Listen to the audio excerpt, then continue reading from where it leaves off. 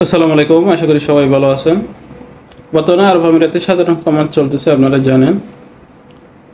আরব আমিরাতে যারা বিভিন্ন সময় আপনাদের পাসপোর্টগুলো তামিল করা হয়েছিল, কিছু পাসপোর্ট বর্তমানে আরব আমিরাতের বাংলাদেশ এম্বাসি দুবাই শাখায় কিছু পাসপোর্ট তারা রিটার্ন করেছে।